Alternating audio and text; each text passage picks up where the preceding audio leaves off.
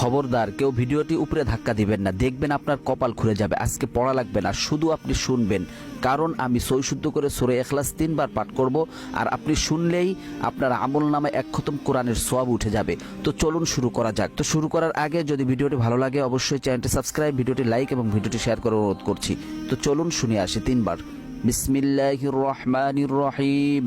قل هو الله أحد الله الصمد لم يلد ولم يولد ولم يكن له كفوا أحد بسم الله الرحمن الرحيم قل هو الله أحد الله الصمد لم يلد ولم يولد ولم يكن له كفوا أحد بسم الله الرحمن الرحيم قل هو الله أحد الله الصمد لم يلد ولم يولد ولم يكن له কুফুয়ান আহাদ। যারা শুনেছেন তাদের আমলনামায় 1 খতম কোরআনের সওয়াব উঠে গিয়েছে।